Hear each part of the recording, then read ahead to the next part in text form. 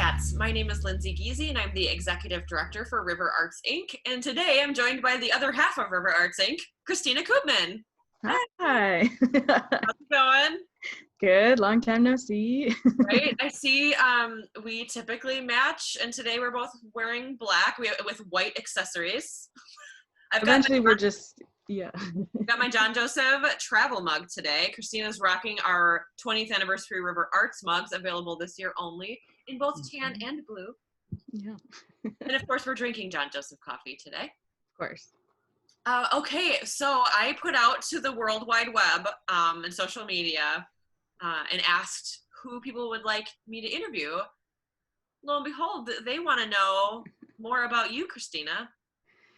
Can't imagine why, but I'm excited. So I'm excited too. So I'm going to jump right in because I have lots of questions. Some of these I already know the answer to, because we work together. Yeah. I think that the public really needs to know this. So first things first, let's get started. Can you tell us a little bit about your background and how you came to River Arts? Yeah, this is so fun. I joined River Arts in August of 2015, so it's been 5 years, which blew my mind when I remembered that stat. I'm originally from Wanakee, not too far away, and I went to university at UW Green Bay, where I got a degree in gallery and museum studies, which is an extremely specific niche thing, but as soon as I was reading the description about it, I was like, that's it. That's exactly what I want to do, because I've always wanted to be in the arts, but I never really wanted to have to make my living as an artist. And the gallery program was perfect because I got to be in and around the arts all the time, and I learned a lot of the background side of the arts. So everything from like how to hang a gallery show to fundraising to grant writing to marketing. So it just felt like a really solid foundation of everything across the business. I graduated from GB in 2014 and was not really sure exactly what would happen after college. I was pretty set on moving to Minneapolis. And then like a few weeks before I did, I got the call that River Arts wanted me to come in. So it was really exciting. And it's been, what's that? Got you. Yes. Yeah. And it's been so fun. I've loved every different challenge of it. Obviously our jobs are never the same one day to the next, and we wear so many different kinds of hats. So it's been really cool getting to see all sides of the industry and getting to know the art scene in Sauk Prairie, which is so vibrant. And I had no idea until starting at River Arts how solid the arts are in Sauk Prairie. So it's been a really fun 5 years. Yeah, it is a pretty cool place to be. I agree. Can you tell people more about like what you specifically do now here at River Arts? Yeah, so my official job title is Gallery and Studio Manager. For the studio side, I research and hire instructors to teach a variety of classes in our studio space. Try to go over, what subject media they teach in, how long we want the classes to be, what materials and tools do they need, and kind of work on that whole side of it, and then building that information on our website so people can find the info and how they can sign up, things like that. I also work a lot day to day with our gallery artists. We represent nearly 40 local artists in our gallery, and so I work with them on scheduling inventory drop-offs and changes. All the label information that's on the walls, we can assemble that in our inventory system. It's a big giant art library that I get to be the librarian of, which is really fun. Staffing the gallery day to day, handling sales and questions, and then event planning as well. So things like art receptions or the Sauk Prairie Art Crawl that just happened, and all the social media, marketing, website stuff that kind of goes with that. So I don't know how to sum it up any shorter than that. It's a lot of things. Right. There's like obviously a lot more details in there that. Yeah. And you teach too. You teach some classes, some youth and adult classes, Yes. to add that into the mix. Yes, that too. I will say, I think another easy way to sum things up too is they're not completely exclusive, because I think that we balance each other out and help each other in like kind of our own areas. But you now over the years have shifted more into focusing on the visual art stuff, and I do a little bit more of like the performance side. Yes, yeah, that's a really fair way to assess that, because I have no background in performing arts whatsoever. I didn't know what a writer was when I started working for the theater. I was like, what does that mean? So I've had such an education in the performing arts side of things, which has been great. Yeah. And for me too, I've learned a lot. Your hanging technique for the gallery, I use it all the time, even in my house. If you don't know what that is, there is a video of that on our website, so you could learn how to hang a show as well, or just your art. Yeah. There's a lot more math than I think people realize in gallery hanging. And that video is actually the cheating way. That's less math even than you could do. So So out of all of those things that you just mentioned, what's your favorite part? Like, what's your favorite thing to do? That's a good question. I really have always enjoyed working in a gallery space hanging shows. So when we have a show like Wings and Water, or when we did Andy Warhol, I really enjoy working in the gallery space and kind of seeing that behind the scenes process. I don't think folks always realize how much time goes in the front end of a gallery show before you see the art on the walls. Like Andy Warhol was a 2-year process before any art even came into the gallery. Mm-hmm. So I really like that planning process, and then installing the art, seeing like the satisfaction of seeing the show go up piece by piece. I really enjoy that part. So probably that, but that's a tough question. Mm-hmm. What is your least favorite? You probably know what I'm gonna say, but walking around town to hang posters for events. Because it always ends up being the rainiest, coldest, grossest day that I have to go deliver posters to businesses. Yep, I agree with you. That is why it was like the first thing I was like, oh, Kristina's here, and I don't need it. I'm not doing this anymore. That's the first thing Lindsay learned how to delegate. You do such a great job at it, though. You're really good poster deliverer. That's going on the resume for next. Yeah. So you kind of talked about the broad things that you do, but you also, the event planning, like you do plan specific events. And maybe it's not an event, I guess, but what is your favorite accomplishment over the last 5 years? I will probably go back and say the Andy Warhol show. Yeah, that was pretty awesome. That was a pretty That felt like the biggest like summation of a lot of the different skill and like challenge areas that I've been working on for a long time, and I was really, really happy with how that one turned out. Yeah, that was but awesome. I will never paint the gallery neon yellow ever again. That was rough. That took how many coats? Too many. And different paints. It took a bunch of coats of paint and different paints. Yeah, that was a lot of painting. I probably won't do that again. But it was a really cool show. You also are like the lead on our Cowchip Art Fair. And when that didn't happen this year, you took the lead on the Sauk Prairie Art Crawl and planning that event, which just happened not too long ago and was amazing. So I want to throw those out as accomplishments for you. And then like a side project that wasn't even a River Arts Inc. project, but we had you go through the skill program, which is the Sauk County Institute of Leadership this last year. And your culmination project was Empty Bowls, which also was successful. And the last event really before COVID happened that you were able to do. Can you talk a little bit about that event? Because I think that was awesome. Oh yeah, sure. So Skill, to start with, is a really fantastic professional development program that anyone can go through Sauk County Extension. Highly recommend it. I had a really enjoyable experience with it. I think they're taking the year off right now with COVID, but when it starts up again, it's great. And at the end of it, they have you create a skill project, and it's essentially how can you use your leadership skills in your community.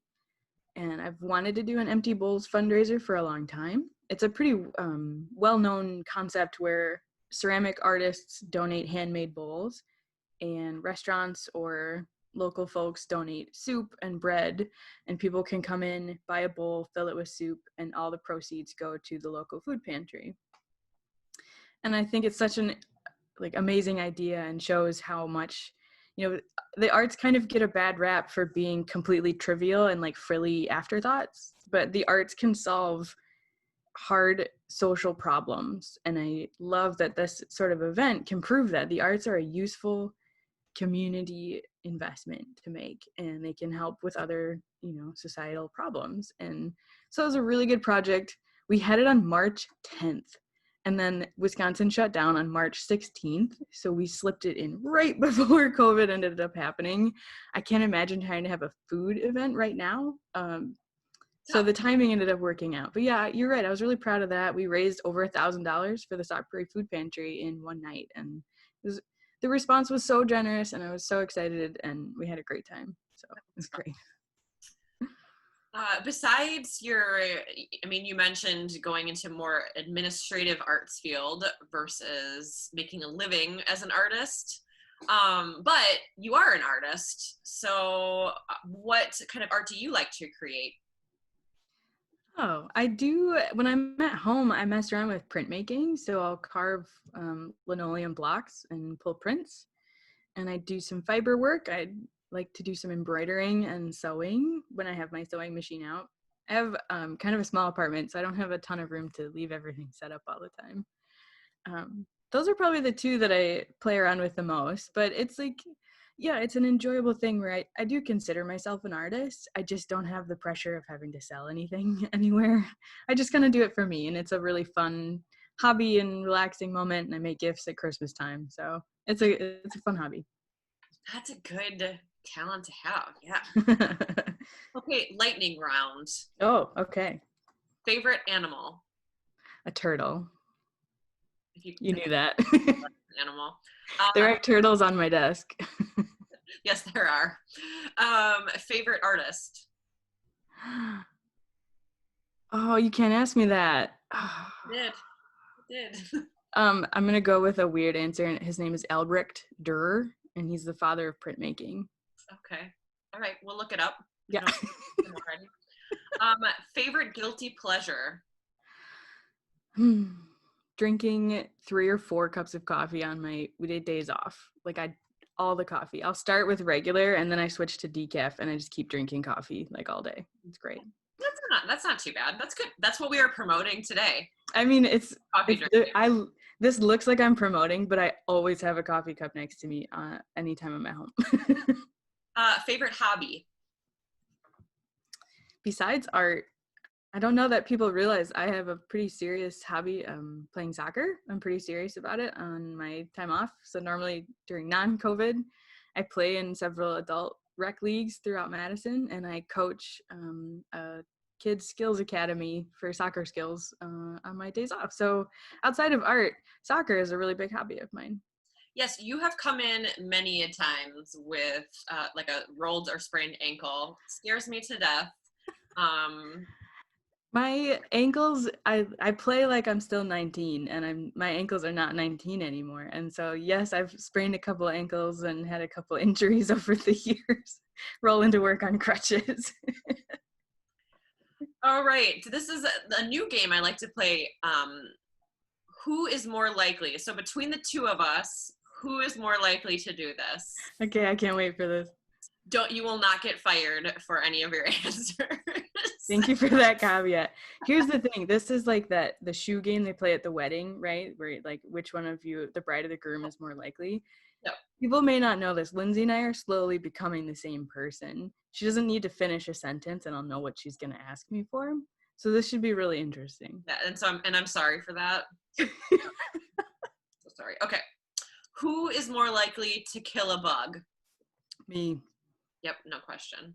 Lindsay puts it under a plastic cup and waits until I come in the office to kill it.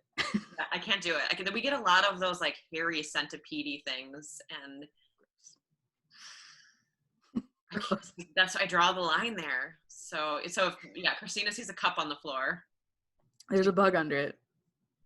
Knows. And I know, and I hesitate to even bring that up because bug lovers out there, I know I should like catch and save them. I do, and for some bugs maybe, but those hairy little things, They're horrible. They're gross. I can't do it. I can't do it. Okay.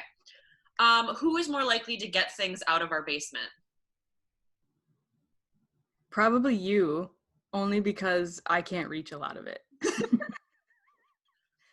That's true. Yeah, that's true. And I would hesitate. It's hard to say one of I us can, predominantly do it, but it is a scary adventure going down there. yeah. And if you rephrase that to say who is more likely to carry things down into the basement, it's always you, because you always end up taking stuff down there that you like are sick of storing up in the gallery.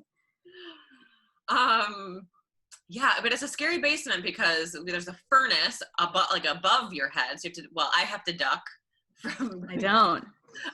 And then the last step isn't a real step. So, I mean, and then it's just like typical concrete.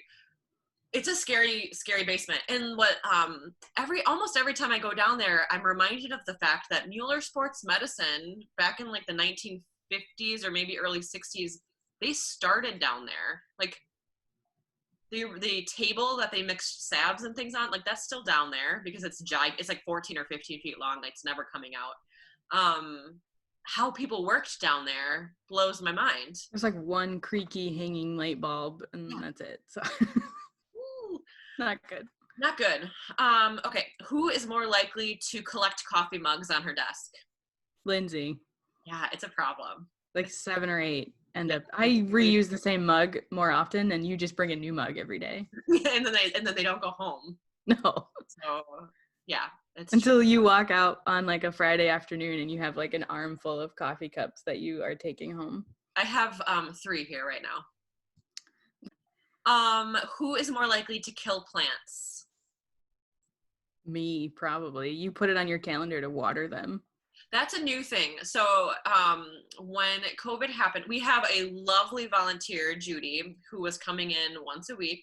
And because she's good with plants and neither of us are, she always watered these succulents for us. Then COVID happened and we closed the gallery.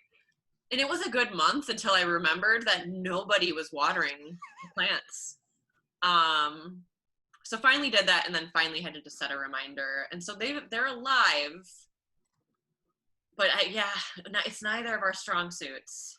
No, those poor things. They're surviving. They probably aren't thriving. Yeah, they're surviving. And I love plants. I don't know why I'm bad at it, but there's hope maybe in the future. Who is more likely to have her name misspelled or forgotten? Probably me. It happens to you a lot, but I feel like I get a lot of different names. You do. Yeah. You do. I wanted to bring that up because can you please spell your name for the audience? Oh, it's Kristina. Yeah. So it's Kristina with a K, not Christine, not Chris. I don't know what else. Not you got Casey, Katrina, Katrine. Yeah. It's Kristina with a K, everyone. And ending with an A. But not, yeah. Kristina with a K and with an A on the end. Yeah. Everyone, I'd like to introduce you to Kristina. She's been here for 5 years. It doesn't offend me. I'll answer to the other names, but it is funny when I see it come in because like the letter K is in my email address, so you have to type it to contact me. It's just funny to see how it ends up. But you get it with because you're a Lindsay with an EY, but you get it with AY in all different spellings. Yeah, and that doesn't bother me because I think that is a more common. It's still, yeah. It doesn't bother me either. I get Leslie sometimes too, which it doesn't bother me. I think it happens too often. Yeah. Just wanted to introduce you to the world again. Thank you. What, if you had a dream project, money was no object, what would you want to do here at River Arts Inc.? Because I'm not letting you dream out in a world outside of being here. Okay. I would like to do like just kind of expand what we're already doing, having multiple gallery spaces connected where you can have like walls in the middle of the room and different shows that change out more often, and like an installation only space where you could have buckets of sand on the floor and like just being able to go bigger. Banana And on the wall. what's that? Maybe a banana on the Oh wall. yeah. Just being able to go like bigger shows and more space, we've joked before, like, oh, we'll just add a floor on top of the current gallery and we'll open up another space. But that's the cool thing about River Arts. Since I started in 2015, we've expanded and expanded again, and it's exciting to be part of, like, see it the before and then be part of the after. And I've seen how much cool work the studio can do, so why not go even bigger, get a second gallery space, a third gallery space. Don't freak out. And just be really focused on different types of shows that we could bring in that we don't normally have space for. Like a big art I would love to have, we just don't have the wall space right now. Mm-hmm. So that would be really cool to see. Yeah, that's cool. I can't remember why I wrote this question, but it's kind of funny. What's Okay. what's one weird thing you've learned from me, if anything? Hmm. I don't know. Good. I'm glad that that's the case. I mean, it's not weird, but I've learned so much about the back end of performing arts things. Like, Yeah. you're a performer, and so you'll tell me things like, oh, I went to this show and I had to do our own sound mixing because the sound person didn't show up, and like these things that I'd never think about as an audience member. Or I'm trying to think, like, the weird hospitality that you have to provide that some musicians and groups ask for, like, that is so random. Where is that coming from? Like, but you're like, that's part of hospitality. Sometimes they put like a weird request to see if you read it kind of thing. Like a specific, I had one person request a specific type of apple juice, like brand, a specific brand. Very specific hospitality stuff. Like, I had no clue that was a thing. Mm-hmm. So yeah, it's just funny. Yeah. Also, that you did Celine Dion on cruise ships, and I've seen the wigs, and they're excellent. Thank you. I'm sorry, Celine, that happened. But it was fun. Yeah. Well, good. This is like a little behind the scenes talking about weird food requests, but now that enough time has passed, I feel like I can talk about this a little bit more. But the Young Irelanders, who came in February, a different cast was sent to us than we were planning on. And in the rider, the original cast had very specific hospitality requirements, including all gluten-free, all extremely healthy, like build your own sandwiches, but all like wheat bread, or a gluten-free bread, I mean. Turkey, and then fruits and veggies, like the healthiest people that ever could come here. And then this new cast came, and I didn't know about the new cast or that they would have different requests. So the new cast came. They didn't want any of that food because they didn't originally request that. So not only did they not want the food that was provided on the rider, they asked to order 2 meals each from a local restaurant. Yeah. Which never happened before either. I was like, well, wait, what do you mean you're gonna order 2 meals, you're gonna eat one now and then take one home? Like, that's not how things work. That's not how this works. So I said no. No, sorry. But very random. Yeah.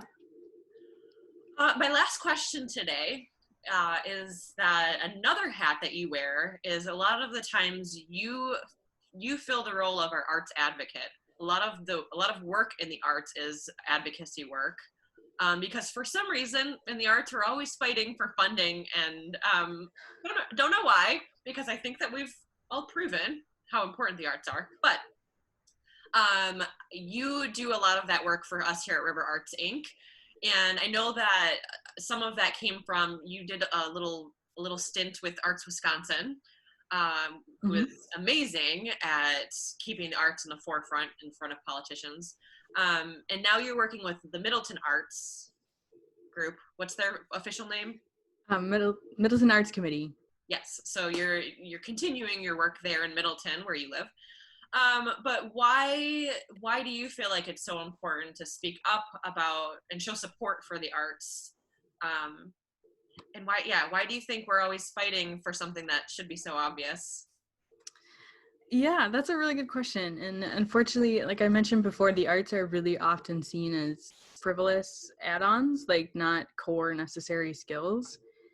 And it seems like that's been debunked. I don't even know how many times, but it seems, in the 90s, there was a phenomenon called the culture wars. And it was basically there's a lot that I won't go into all involving that, but it was essentially like a public attack on the arts. And it was an image, like a attack of an image on how arts are not for everyone. They're just for the elite. They're just for the people who wear black tuxedos and go to opera concerts. And that's so not true. And the arts are such a strong, vibrant community building tool that it's shocking that we still have to fight for them to be recognized as such. And so the number one thing with advocacy is just start local, start with the people who are closest to you. Even friends and family, just be like, hey, let's go see a show, or let's go see this exhibit at this arts organization that's in our hometown. Advocacy doesn't have to start with the state governor or whoever you want to start. Like, it's actually more effective if you start small and work your way up.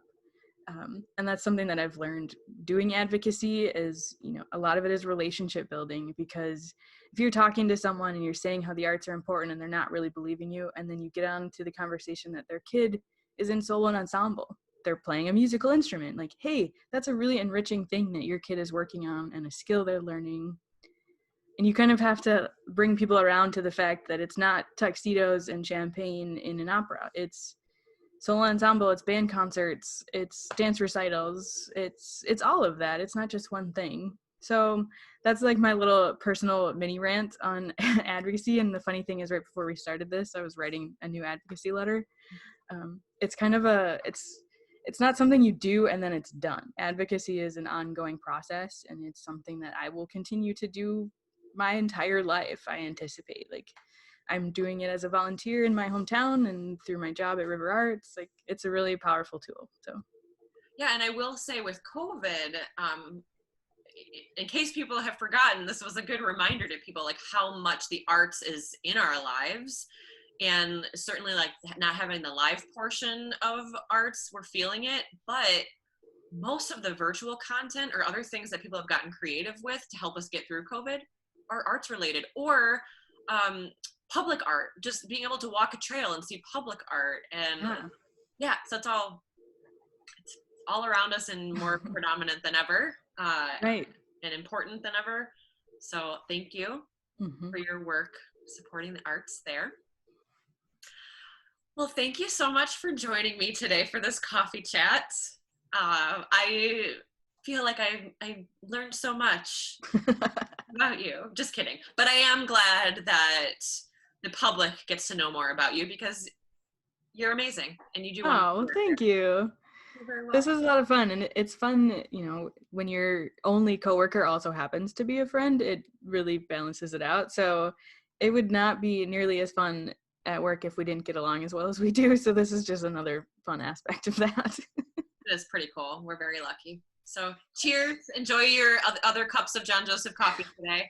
I'm going to go refill. See you later. Cheers.